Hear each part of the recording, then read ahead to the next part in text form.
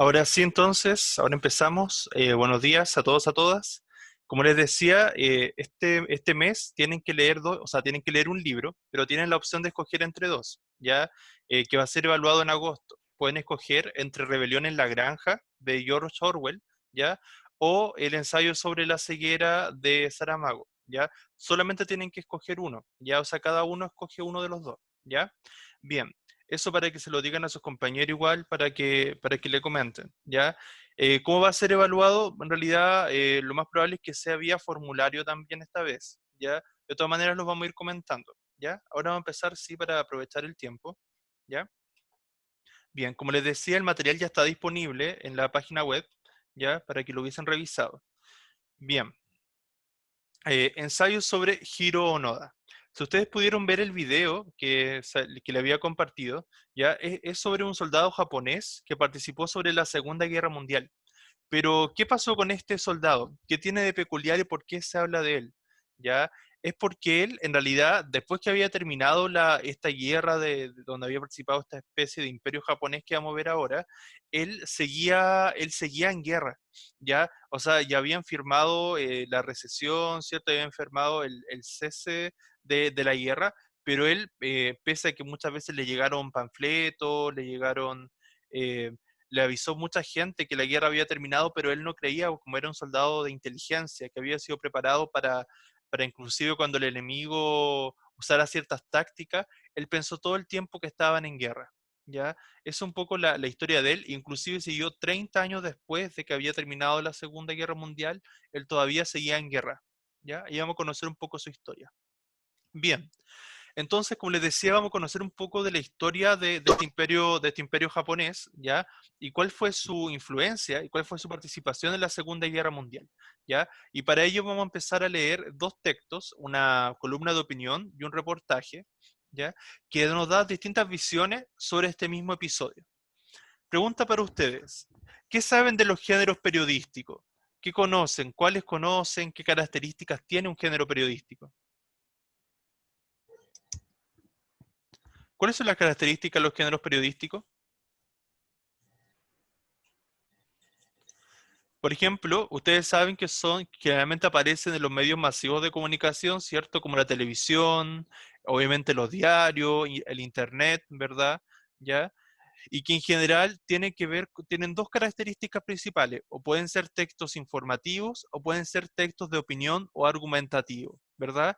En ese sentido, los textos más informativos intentan entregar, como el nombre lo dice, información, por lo tanto son mucho más objetivos, ¿ya? En ese sentido, tenemos qué textos, ¿cuáles textos pertenecen a lo informativo?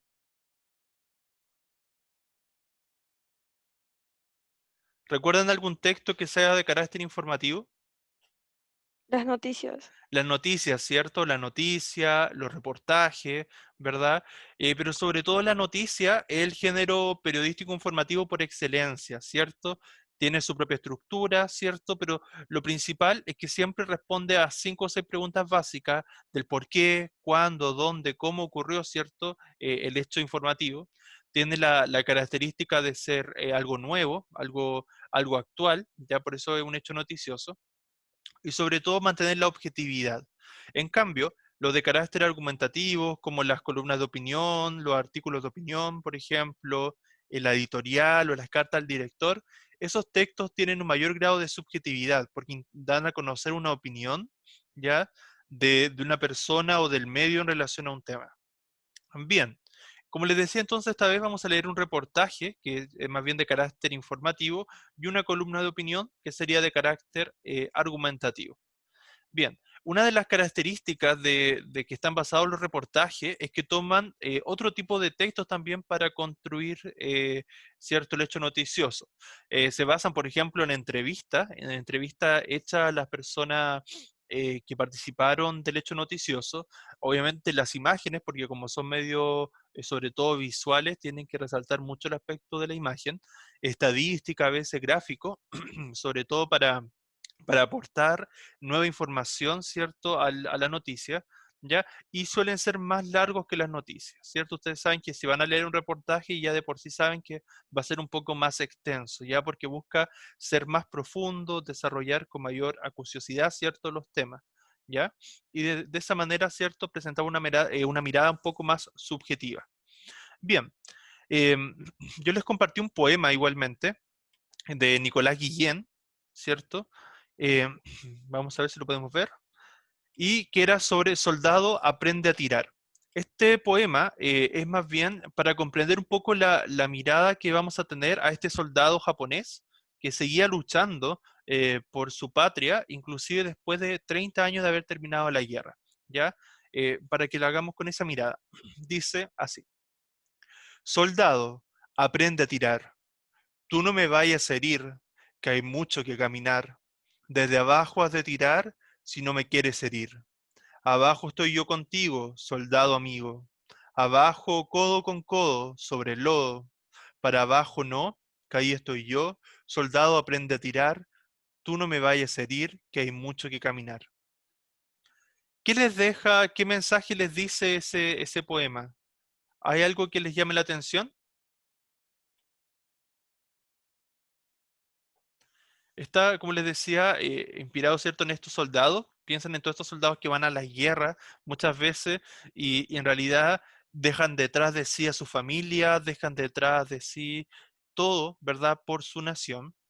Y en ese sentido muchas veces dan la vida por eso, por esa causa, ¿ya? Entonces, claro, no tienen más que los compañeros, los otros soldados, son por los que ellos finalmente salen adelante y tienen que tener ese compañerismo para poder ganar, ¿cierto? Esta guerra, ¿ya? Obviamente, ojalá no tuviéramos guerra en el mundo, pero lamentablemente esto ha pasado y ha marcado la historia de la humanidad constantemente, ¿cierto? Bien, vamos a conocer entonces un poco más de este soldado que era Hiro Onoda, ¿ya? Bien, durante la lectura necesito que se vayan fijando en algunas cosas que les voy a comentar ahora. Por ejemplo, em, la siguiente pregunta: ¿qué se puede deducir, por ejemplo, acerca de cómo el autor se dirige a sus lectores? ¿Ya?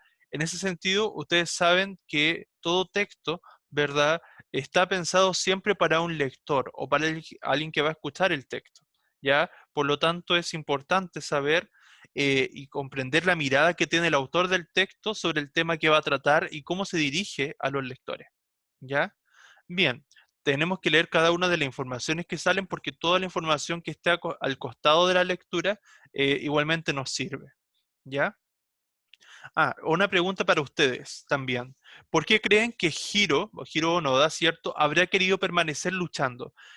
¿Por qué creen ustedes que un soldado independiente que, bueno, en este caso es porque la guerra ya había terminado, pero él aún así quiso seguir luchando porque no creía, pero qué es lo que mueve a un soldado a participar en una guerra?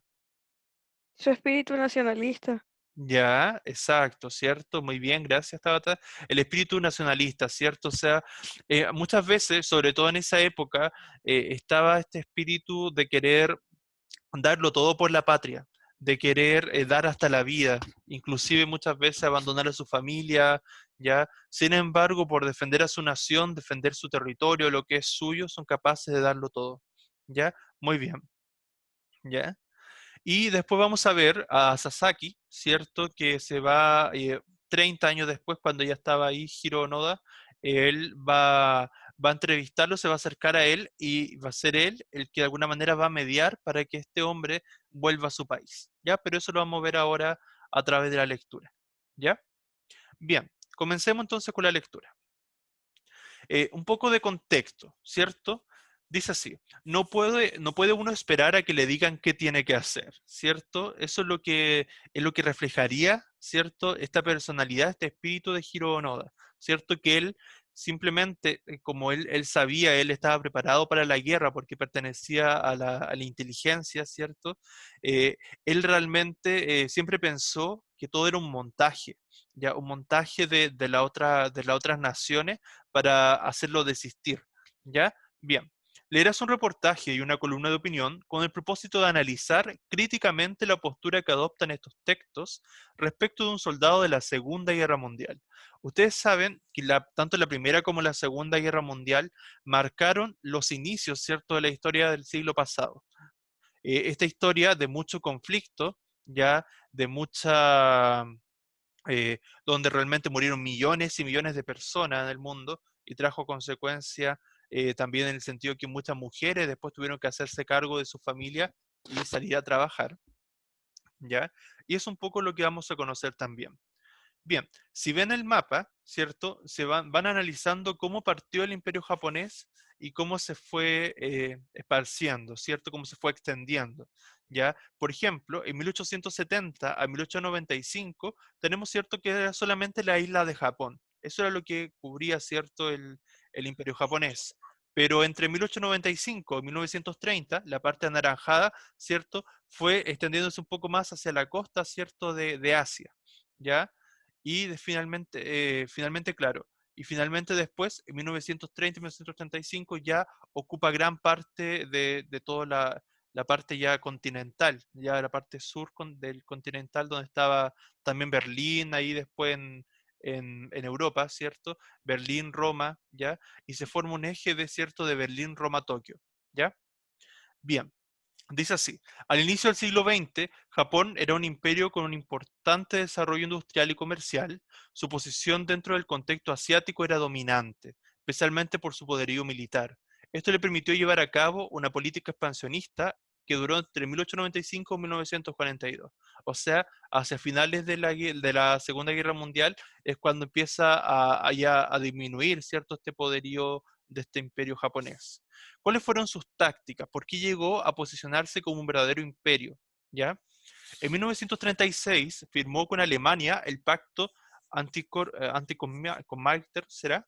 ¿Cierto? Está en alemán, así que de carácter anticomunista, al que luego adhirió Italia y que dio forma al eje Berlín-Roma-Tokio, ¿cierto? Ahí se alió, ¿cierto?, con Alemania. En 1937 invadió China, ¿cierto?, para extender su territorio. Este conflicto se agudizó durante la Segunda Guerra Mundial, ¿verdad? Eh, Todo lo que después conocen ustedes, ¿cierto? Con esta guerra de Vietnam, ¿cierto? Que se hablaba mucho, hay varias películas, ¿ya? Y también después lo que se habla también, eh, ¿cierto? De Pearl Harbor, ¿verdad? La joya del Pacífico, ¿cierto? Hay muchas películas que hablan de este periodo, ¿cierto? Que ustedes podrían un poco para ampliar, verlas, para ampliar su mirada sobre esta época, ¿ya?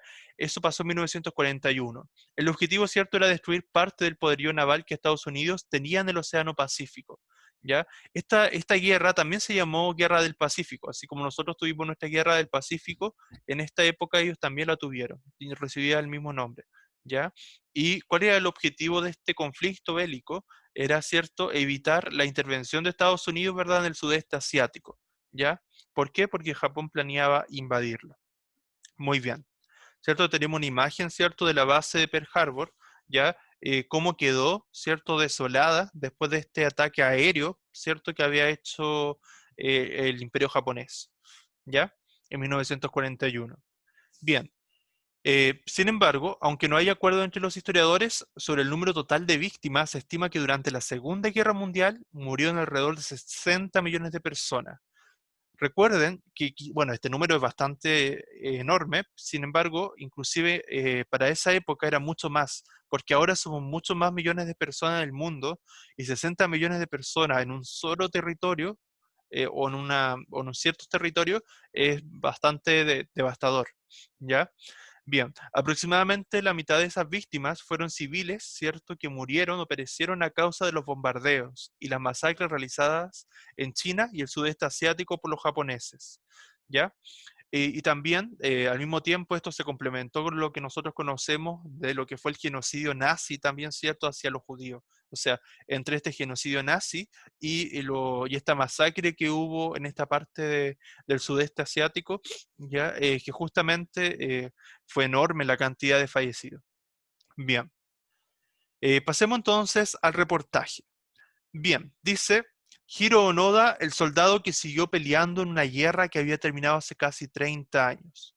Como les decía, ¿verdad? Este soldado era tan patriota, era tan nacionalista y tenía tanto amor a su pueblo, a su nación, que él inclusive, por más que le insistían que la guerra había terminado, no lo lograban convencer y él seguía ocultándose, batallando, atacando a quien se le acercara. ¿Ya? Estuvo décadas en la selva convencido de que la Segunda Guerra Mundial aún no terminaba. Ni los anuncios con megáfono ni los mensajes lanzados por avión podían convencerle de lo contrario. Creía que era una trampa del enemigo para capturarle. Bien. La Segunda Guerra Mundial es uno de los eventos más trágicos de los que se tenga recuerdo, ¿cierto?, la humanidad.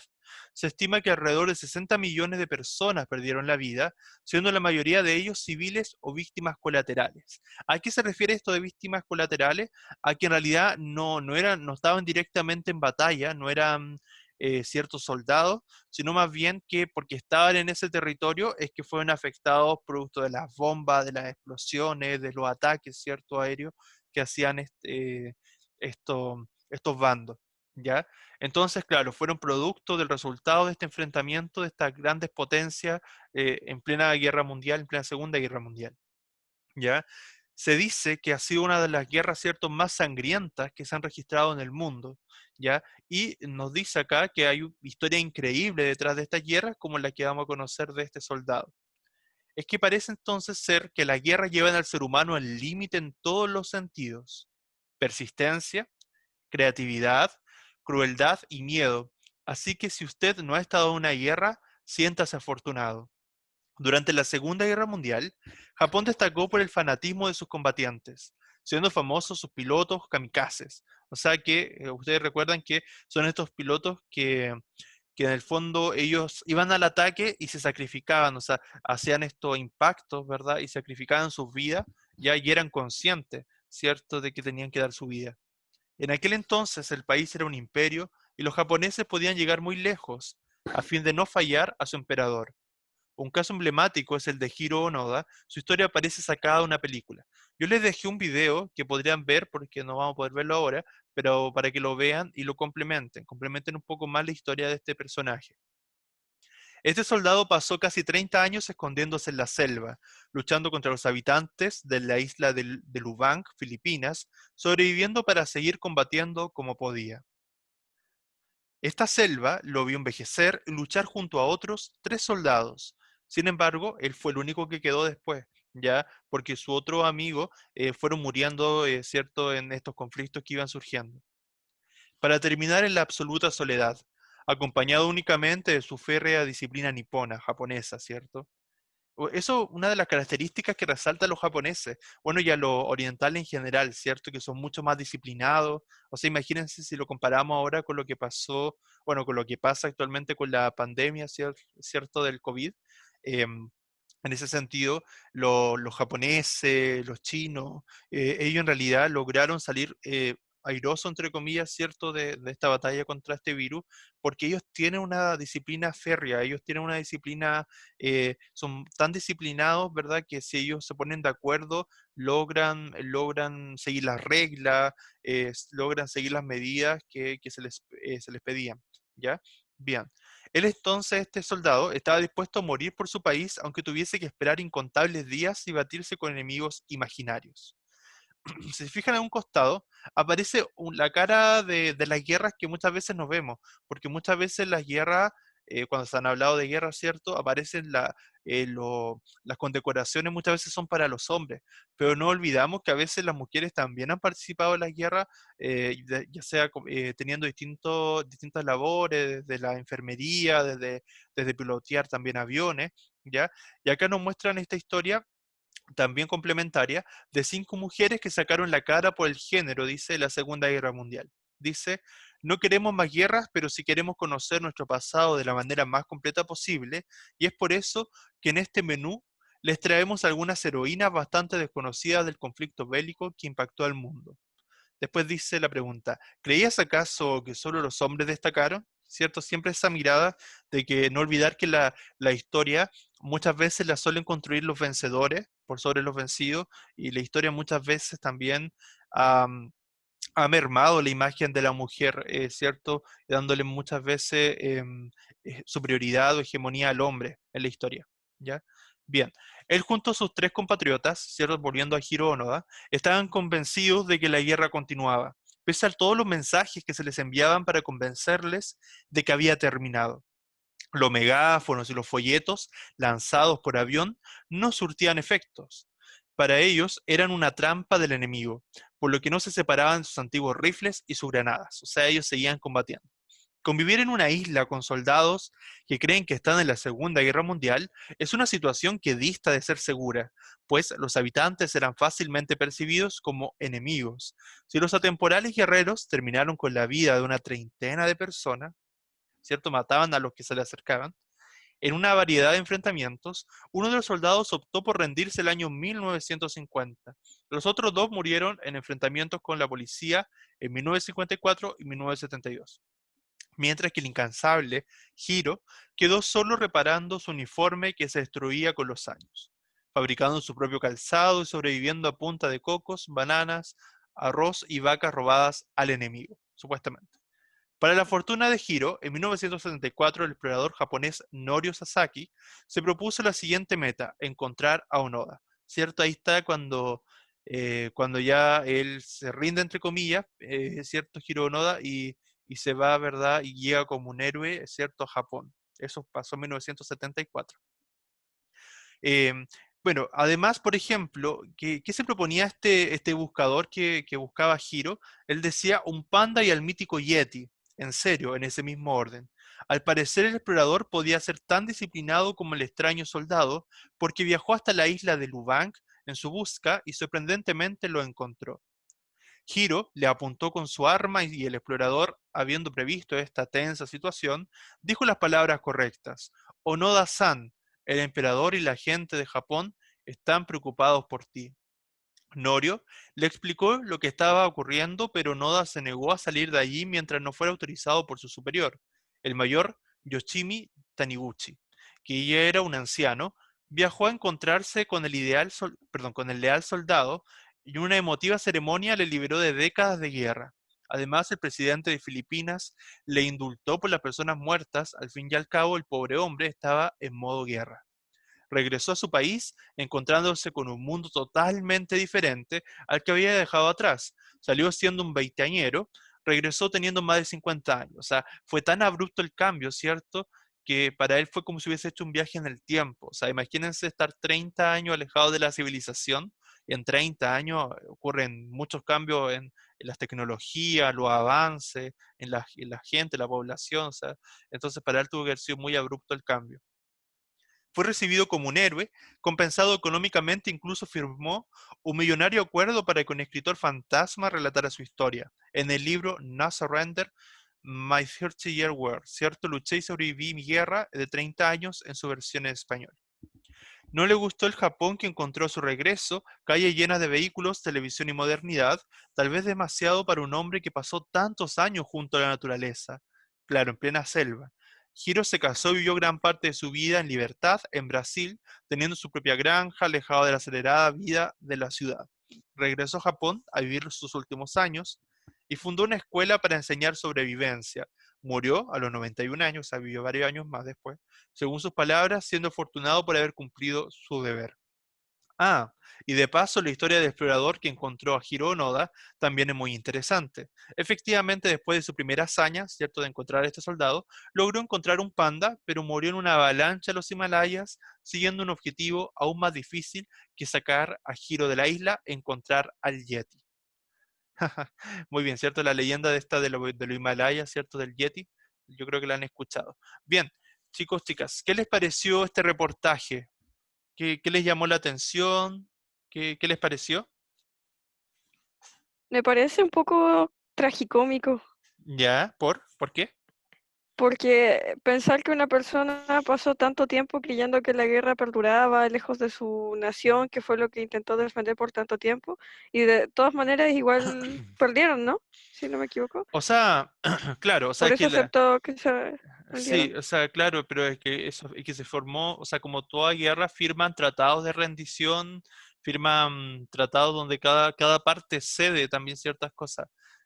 Claro, esos acuerdos son muchas veces más bien de carácter político, pero en realidad, claro, acá lo que es sorprendente es cómo este guerrero, este soldado, en el fondo persiste y sigue, ¿verdad?, defendiendo su nación, y no quería creer que la guerra había terminado, o sea, hasta que alguien le dijera, alguien que era superior, su superior, le dijera realmente que esto había terminado hace tantos años.